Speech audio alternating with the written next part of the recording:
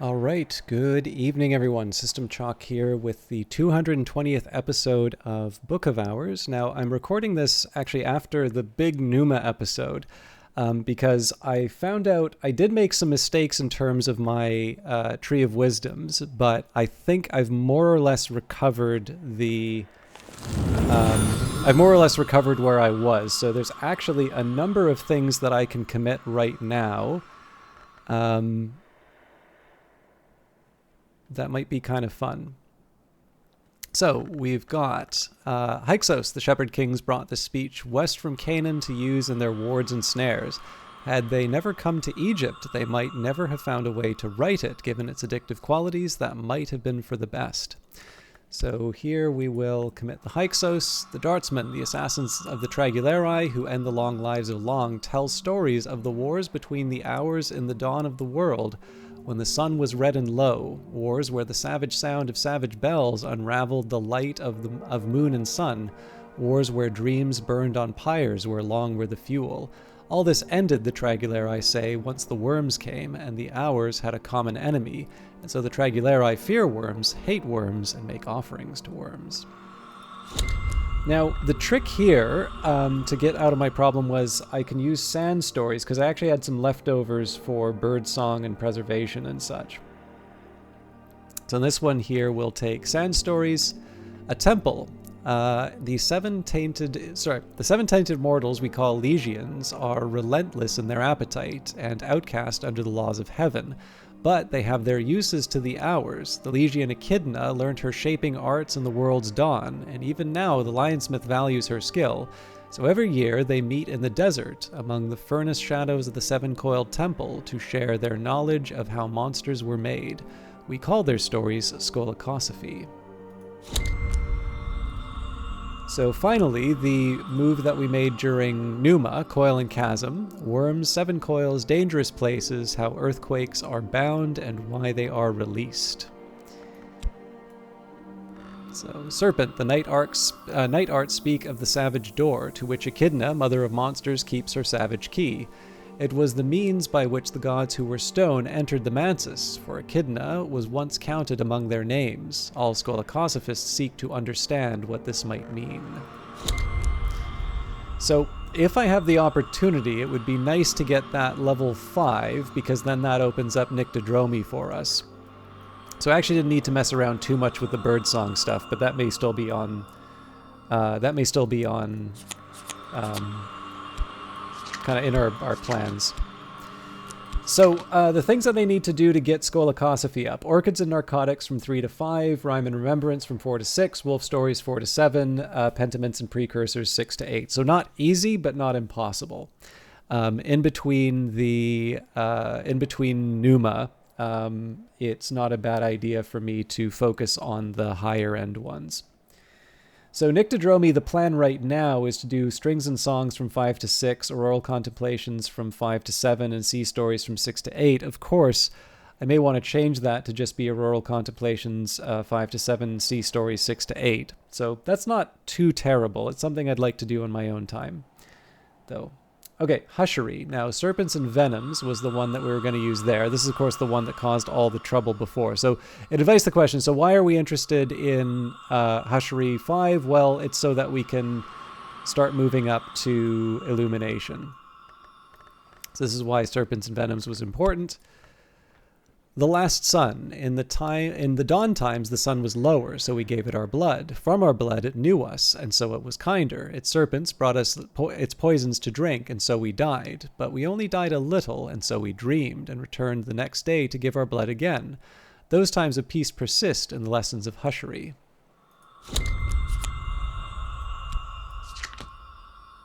So Sharps was going to be the next one. That one needs to go from 3 to 6, and that one's really not an option for us right now. So I'm just going to leave that aside. Oronoscopy is also going to be the really challenging one. So that one we actually need to take from 3 to 7. That ideally would have been sort of a combination of Numa and some of our other steps, but that's fine. I'll leave that be. Now, it's a bit of a shame we couldn't do that, because we do have 3 that I'd like to get into Illumination, and they're ready to go. It's just we're not at our high enough level. However, Bosk gets interesting now. So we've got Horns and Ivories. That's now level 5.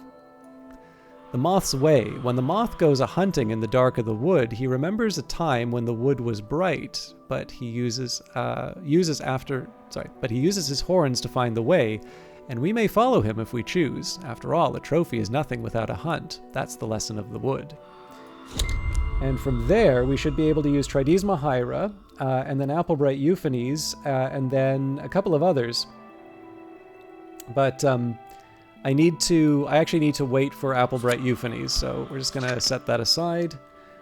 Preservation, we needed Meniscate Reflections to be at level 5, so we're not ready to commit anything there yet. Oromachistry, we've already moved up to the top, and then Birdsong we've more or less abandoned. I need to get Stone Stories 3 to 5, Sky Stories 3 to 6, Snow Stories 4 to 7, and then Ithistry we were waiting on Illumination. But still, not a bad day's work, especially given that we did make some progress in terms of some of the other readings we were doing. So a couple things that I'm going to do. Actually, it's also worth mentioning here, right? We've got the many-faceted lesson. So there's a couple of ways I can look at this, right? There's one that says, well, I really should be using this with Great Signs and Great Scars to bring that up to level 8.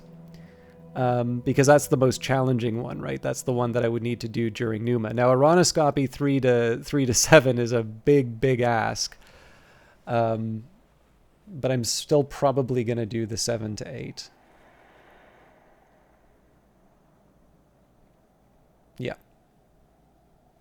But the other thing is, because we have a whole season ahead of us, now is the time to actually read all these books.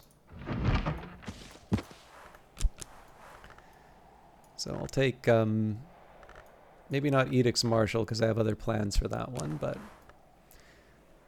Edge, a Conquest. I can master this mystery, enough edge to match mystery edge. We will also read the Ascendant. We'll do that at Caller's Desk. And we can only read one of the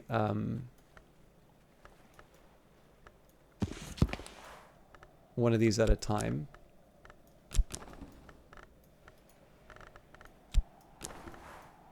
I can master this mystery, enough edge to match mystery edge.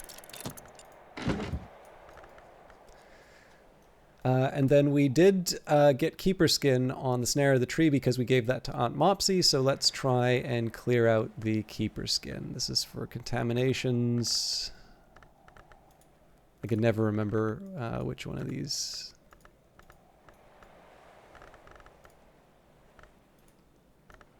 Oh. I think for Keeper Skin we need Nectar, if I'm not mistaken.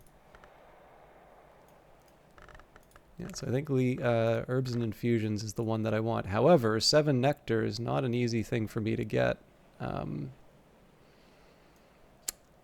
Okay. Let's go to Nona's desk and see what I've got to work with.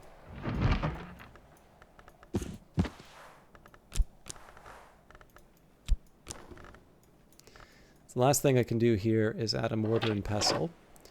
Actually, we're good. So if I just add a Earth Sign, which I would be getting anyway, we have what we need.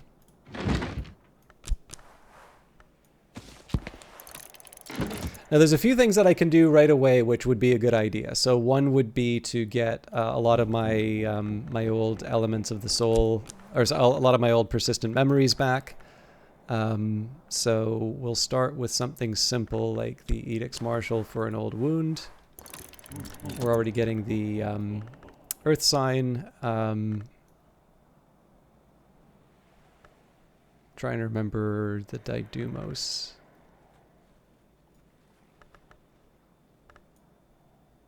The Applebright Euphanies would actually be a better one for that, but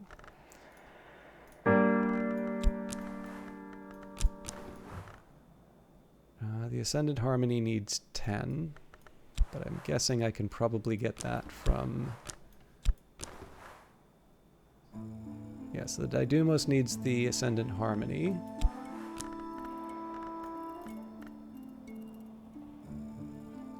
I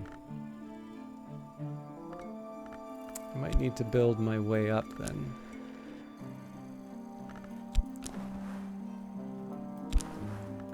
I don't know why I thought of Sights and Sensations would...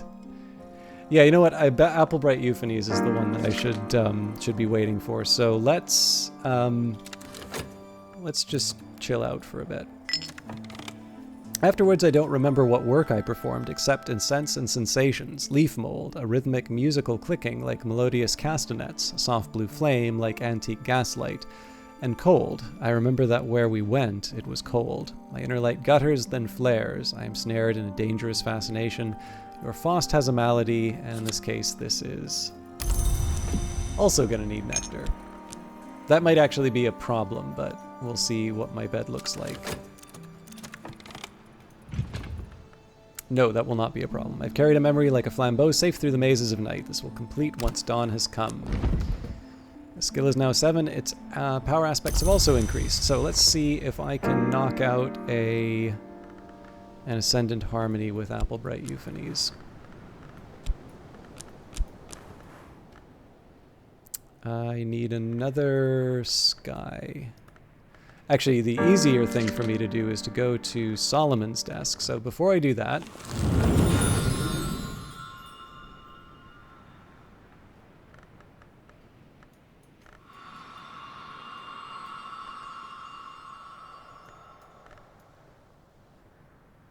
Okay, so we had Tradisma Hyra. The first among the feasts, the moth consumed the wheel, the grail consumed the tide. In the days of the forge, the stars fled from every facet of flint. What feast was the first? Those who walk the wood know that whichever was first, the grail's was greatest.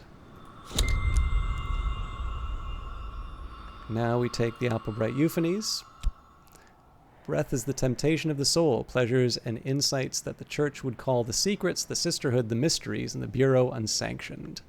What may be known, Calyptra, is the law that requires secret knowledge to be concealed, except in the libraries of the Watchman's Tree. The number of the hours of the Calyptra is 3, and we do not speak of the oldest hour. This observance is a matter of Bossk. So I have to choose between Rites of the Roots and Resurgences and Emergences. So let's see. So in Bossk we have the oldest living hours of the gods who were blood. The gods from stone were older still, but they're buried in the earth, scattered in the sea, lost to the moon. This is why we're always careful when we make the sacrifice, because if we spilt enough blood on the graves, they'd return for their revenge. Bossk knows. Or... the gods from stone made a law that the keys of dream cannot be held or owned. In the time of stone is past, but the keys remain. So the holders of these keys can only be the 7 legions, whose crime has set them outside the law. But the legions serve an hour of grail and moth. When the last remnants of the gods from stone are consumed, the law will be consumed with them. Bossk is the wisdom of change. Alternatively, we can put these in preservation. So Moth and Grail, the gods from stone, made a law that the keys of dream cannot be held or owned. The time of stone is past, but the keys remain. So the holders of these keys can only be the 7 legions, whose crime has set them against the law, outside the law. And the legions serve an hour of Moth and Grail. When the last remnants of the god from stone are renewed, the law will be renewed with them. Preservation is the wisdom of renewal. Or what is given? The oldest living hours of the gods who were blood. The gods from stone were older still, but they're buried in the earth, scattered in the sea, lost to the moon. This is why we're always careful when we make the sacrifice. Without it, the gods from stone would pass from memory. This is preservation. So we're going to do Rites of the Roots in Bossk. The oldest living hours of the gods who were blood. The gods from stone were older still, but they're buried in the earth, scattered in the sea, lost to the moon. This is why we're always careful when we make it the sacrifice, because if we spilt enough blood on their graves, they'd return for their revenge. Bossk knows. And finally, desires and dissolutions. The boundaries between flesh, pearl, and pleasure are equally contingent. Red is the dawn, and black is the night, and white's what left. Above we see, beneath we know. Bossk.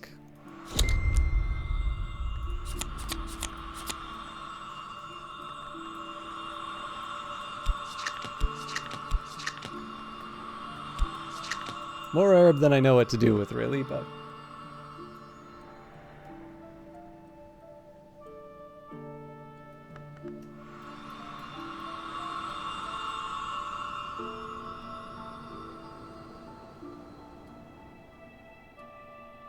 Sorry, I just wanted to change my sheet a little bit.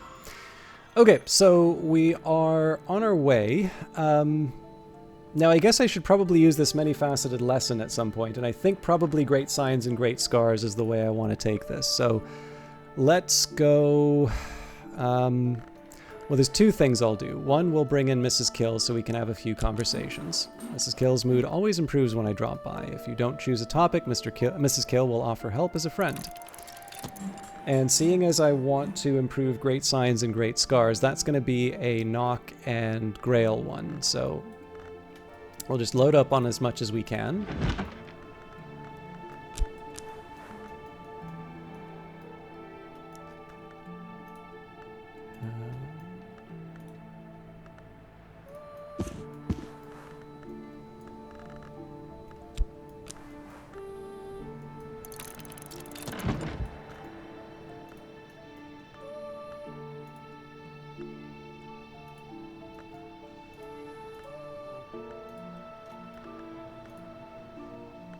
Gossip will give me what I need.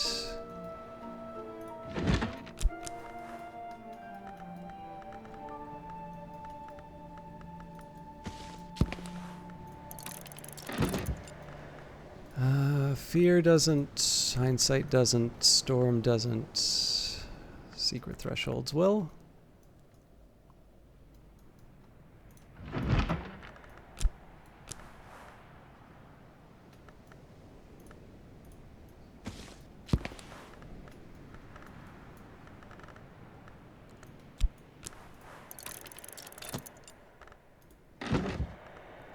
Pattern, obviously.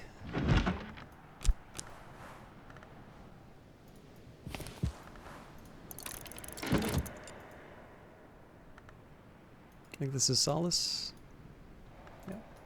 Already getting the Earth sign. Cheerful Ditties doesn't help me. Confounding Parables doesn't.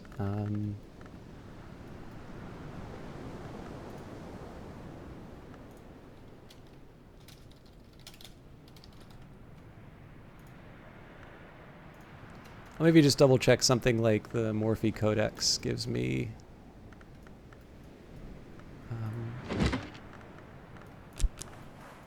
Beguiling Melodies.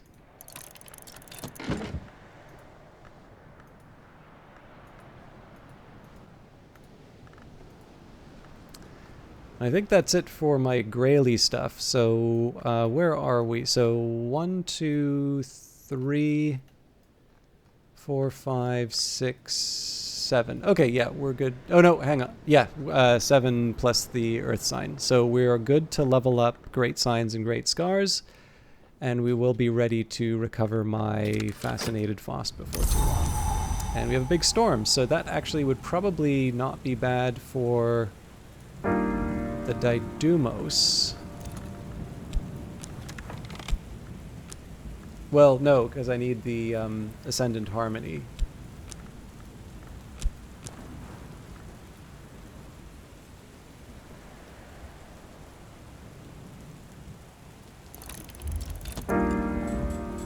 Mrs. Kill stands ready to help. You always cheer me up, she says morosely.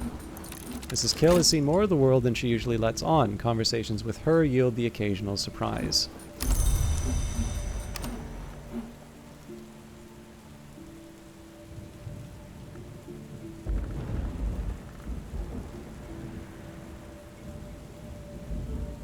Actually, I can recover my Faust without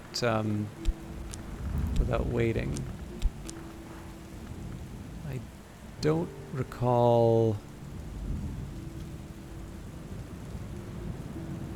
I'll drink the Witching to Sane. That's not hard to get bad. So, hard to get back. Cure my malady. You've supplied enough nectar. Here, I'm going to make the Witching to Sane using Desires and Dissolutions. Again, the main focus here should really be restoring the persistent memories that I had before, but I also do want to get through... The first priority definitely should be the skills rather than any of the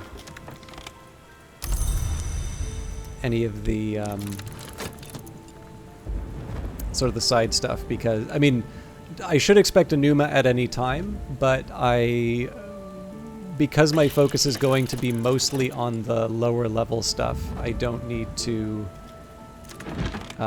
be as worried. Okay, the Berry Book. Thyrza Blake, 7th librarian of the Hush House, talks about fruit for no other apparent reason than it was the kind of thing that she did. And she talks about fruit in the woven language of Kilisimi.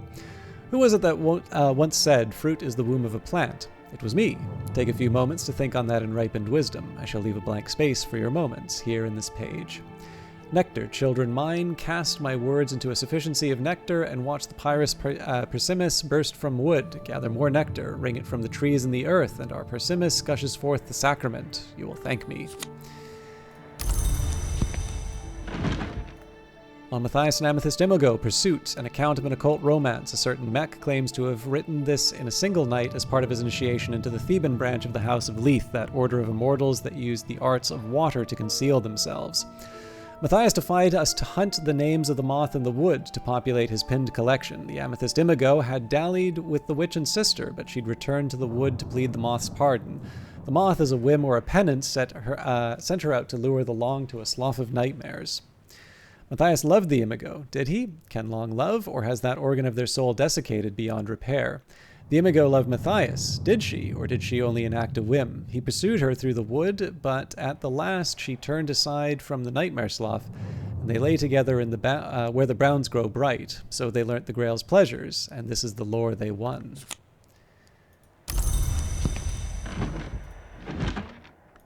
On Imperfections, Pomander, Lightsmith, and Lantern Long describes the process of transinhabitation, which he calls a manifestation of imperfection. Lantern Long lack bodies, and so cannot normally leave the Mansis, but they can study glint in the physical world by establishing a road of glass. Pomander notes with disgust that the Order of Long, called the Obliviates, refer to it as scrying, which he considers a debased term. Pomander explains the benefits of transinhabitation, that a Lantern Long can affect the senses and thoughts of those nearby, that they can enter their spirits, and that they can employ the senses of those inhabited to experience again the scent of blossom and season. This seems to be what interests him most. He insists that a Lantern Long should only ever inhabit a mirror of silver, not silvered glass, but he declines to explain why. Wrapped in the King, detailed accounts of secret bacchanals and ecstatic dances observed in necropolises and graveyards in southern Europe, in Egypt, and in Anatolia. The author is a self-confessed ghoul, an eater of buried flesh. He claims to have witnessed the dances while at his feasting.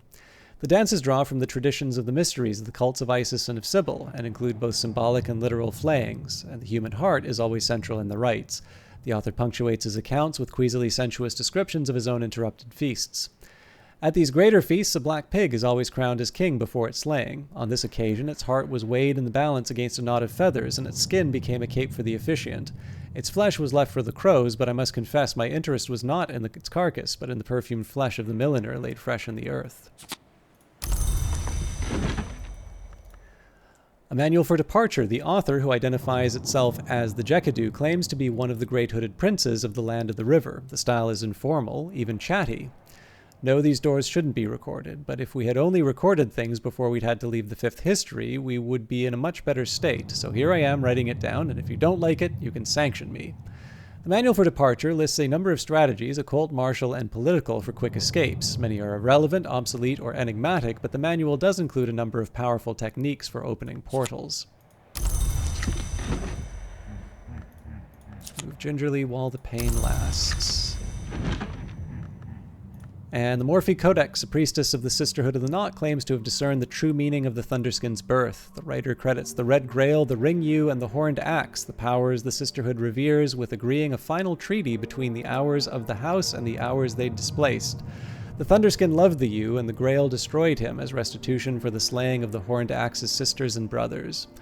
Thunderskin entered the Mansis through the Peacock Door, a privilege never given to the witch and sister, but then their merit was much less. The writer admits that entry through the Peacock Door is unseemly, but insists that under the circumstances there was no other way. Alright, Dr. Ibn al-Adim, the Alapine, historian, doctor, and above all traveler. The good doctor has been associated with all but one of the libraries of the Watchman's Tree. He was even secretary nunciant of Hush House for a little while, but he has never been on good terms with the Suppression Bureau. So we'll definitely talk to him about the affair of the second skin, but we do need to wait for the talk verb to become available. Okay, so if I want to try and level up Great Signs and Great Scars...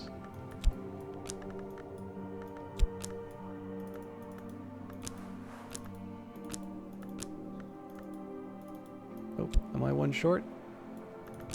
I am considerably more than one short. So Stolen Secret and... Stolen Secret and Taste if I have to.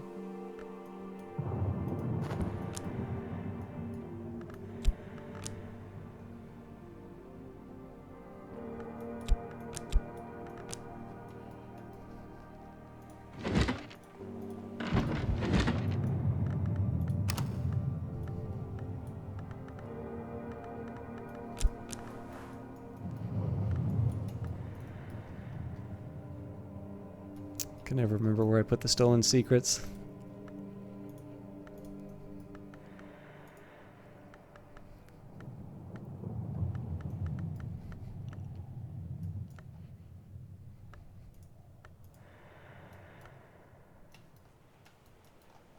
Couldn't be here, did it?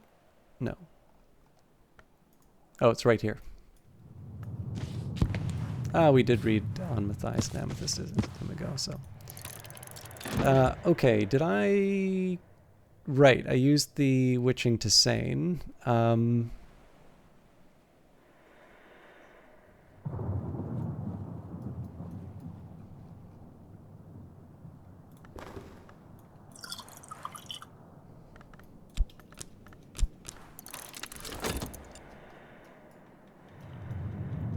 I don't need to get too fancy with the Grail stuff.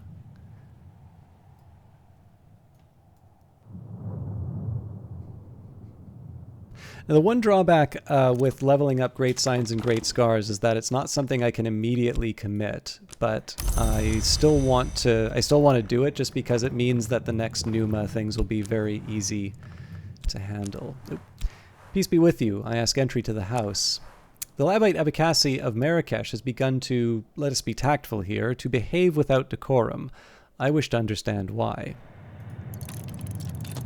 And Dr. Redeem is looking for scale. Labites may consume only what is found in the sky. Abikasis seems to have altered his diet. It is important that I understand how.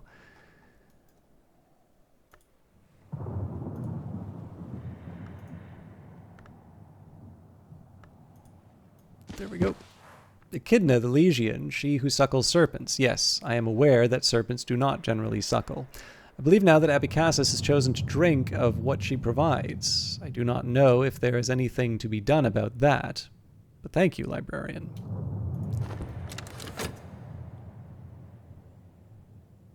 So the nice advantage here is that this is going to get me a...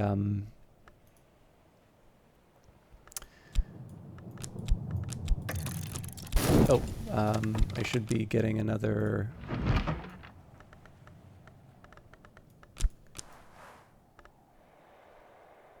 Earth sign. We'll go to Nona's desk and fix the book.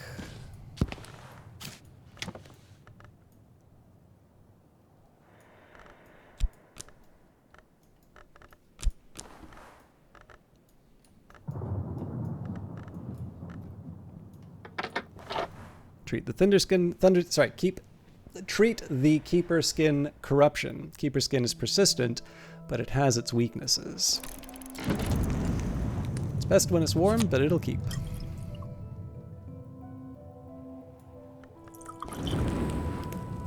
The water of the Isle has a very faint, very distinctive taste, sometimes described as apple shroomy.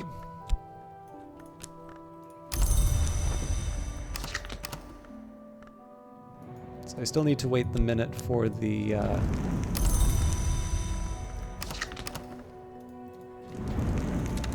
book. And then we'll just get back to talking with Mrs. Kill to fill out whatever memories we have. Again, obviously I have a lot to do for the day. With Keeper Level Sky and Ascendant Harmony might conjure a Didumos. Now I didn't really work through today all that sensibly. I think Sacra Lamea will allow me Do I even have a sky desk? I don't think I do right now. I think I'll just leave it. So I can get my Didymos, but I still need to work on the Ascendant Harmony. Actually, I think I can get... Yeah, I'll be fine.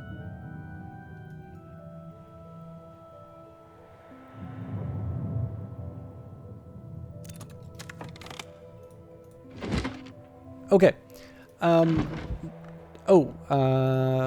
Okay, I was originally going to save this for later, but I'm going to read this now just because it's overwritten something. So, the War of the Roads, 1451 to 1551. Willis Ford describes the War of the Roads, an event in a history other than our own, in detail, from its beginning as a martial philosophical dispute between the dawn and sunset roads of alchemy to a war which ravaged half of Europe. It is now widely believed that the sons and daughters of the It is not now widely believed that the sons and daughters of the Red Rose were forged into immortals. Understandably, they are after all now all long dead. The forge itself devoured the greatest among them. The royalty of England, according to Willis Ford, became the sovereigns of the Leashed Flame, destroying or transforming their enemies, conquering Europe, establishing grand cathedrals to St. Spark. The alliance with the Forge begins to take its toll. At last, the Bronze King undergoes his great misfortune and great debasement, and is afterwards known as the Copper King.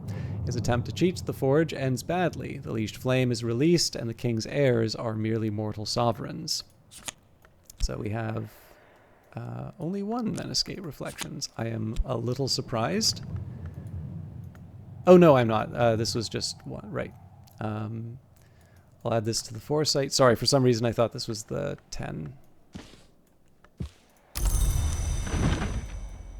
And the Ascendant, the Edgelong Dardesh, boasts of her victories over her brother, the enemy Tareg, in the days of the Shadowless Empire. Sweeter than wine, than nectar is the blood of my brother. We have raised up armies against one another. We have sated the Blackbone with the sinking of our ships. Dardesh's boasting at length turns melancholy, and Edgelong is half a dyad, and she may not defeat her hated brother, enemy, without ending herself. She doesn't even want to, but she is aware, to her frustration, that she is a piece on the board, an axle on the ox cart, an essential part of the eternal engine of contention which the Lionsmith and Colonel use to sustain the world. So 2 Edicts Martial. Again, we're going to deploy these as required.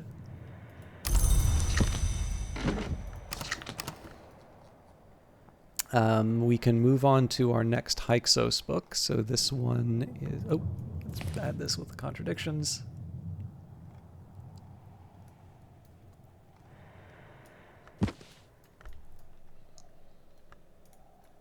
So this is the Book of Maya. We need that at Rose desk.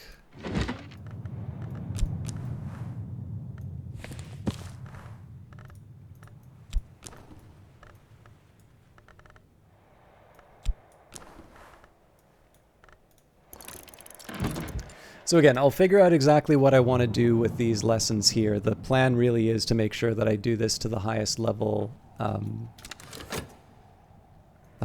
skills first. All right, Anna Matthias and the Amethyst Imago, Lost. An account of an occult romance. A certain Para, son of Aaron, claims to have written this in a single night as part of his initiation into the Damascene branch of the House of Leith, that order of immortals who rejected their past and future. The laws of the house forbade Matthias to love. The customs of the wood forbade the Imago to remain. So he conjured her a final time, when she had uncovered the shears of Alcapura, and she suffered him to cut the wings from her back, so that she might remain, and he suffered her to cut the parts which hold a man's seed, to keep them from the detestable act.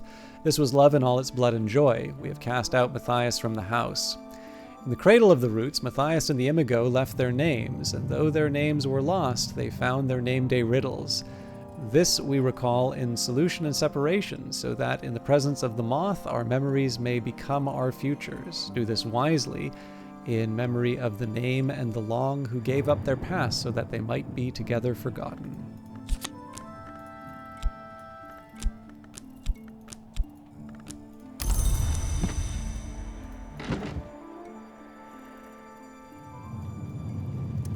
All right, I think we're ready to level up Great Signs and Great Scars.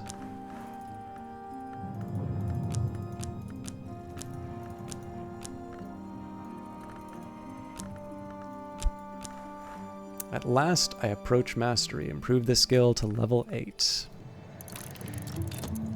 Okay, and I know I've been at time for a while, so let me just take a minute here and review.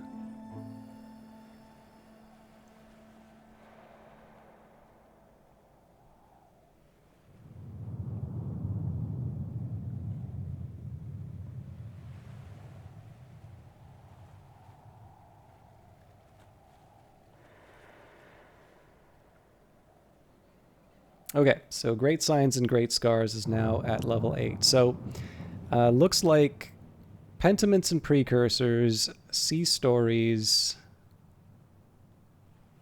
Okay, so it's Pentiments and Precursors and Sea Stories that are currently the highest level. So the good news here is that Edict's Marshal can go to the Sea Stories. And Pentiments and Precursors, this is a Grail and Scale, so we don't have something available for that. So the next candidate would be anything at level 5.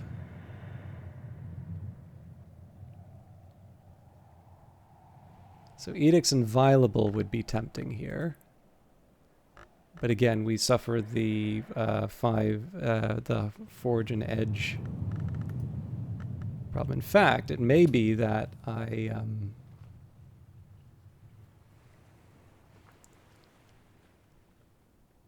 maybe that I'm out of entries to level up.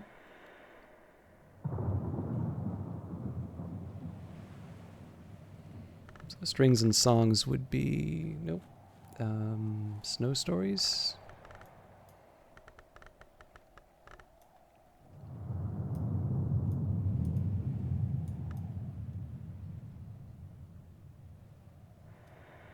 I can't even. Well, I know Snow Stories doesn't already meet it, so yeah. All right, I have a little bit of a dilemma then, so far as the okay, sorry, I should be a little more clear on this.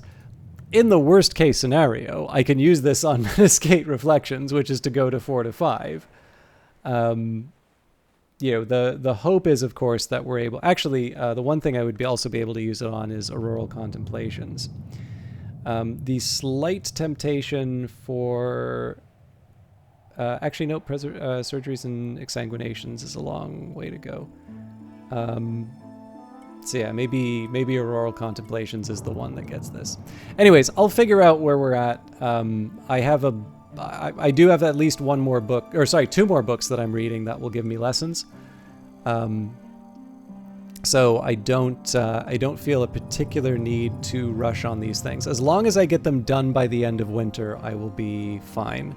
But again, the main effort here is to try and get as many of the high level lessons done as possible.